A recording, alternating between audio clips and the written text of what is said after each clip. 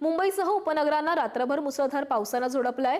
ठाणे, नवी मुंबई, कोकण, पश्चिम महाराष्ट्रातही जोर कायम असणार आहे। रत्नागिरी तालुक्यातही दमदार पाऊस होतोय। दिवसभर संततधार राहण्याचाही इशारा देण्यात आला।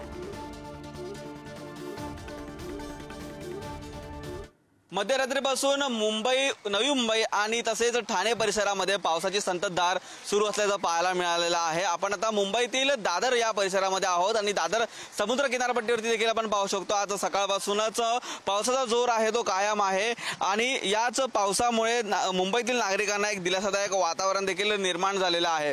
हवामान खात्याच्या अंदाजानुसार हा पाऊस पडत असून आज मुंबई, ठाणे, पालघर, रायगड, रत्नागिरी या जिल्ह्यांना ऑरेंज अलर्ट आहे तो देण्यात आलेला आहे। मुसळधार स्वरूपाचा पाऊस पडण्याची शक्यता या ठिकाणी वर्तवण्यात आलेली आहे। आपण आकाशात पाहू शकतो काळे ढग आहेत ते देखील जमा झालेले आहेत। तर सकाळपासून पडणाऱ्या पावसामुळे काही भागामध्ये आता जर पावसाचा जोर कायम राहिला तर काही वेळातच पाणी देखील साचू शकतं। तसेच आज दुपारच्या दरम्यान पाहायचं झालं तर समुद्रामध्ये भरती असून समुद्रामध्ये 1 वाजल्याच्या सुमारास 5 ते 6 मीटर पर्यंतच्या उंच लाटा आहेत त्या देखील समुद्र किनारपट्टीवरती धडकताना पाहायला मिळतात। आज रविवार असून मुंबईच्या समुद्र किनाऱ्यावरती तसेच मुंबईच्या परिसरामध्ये अनेक नागरिक आहेत ते सकाळी बाहेर पडलेले आहेत पावसाचा आनंद घेण्यासाठी। त्याच प्रमाणात दादर चौपाटीवरती काही तरुण देखील या ठिकाणी फुटबॉल खेळताना आपल्याला पाहायला मिळतात। पावसामध्ये फुटबॉल खेळण्याचा आनंद हा या ठिकाणी लुटतात। तसेच अनेक मुंबईकर आहेत ते घराबाहेर पडून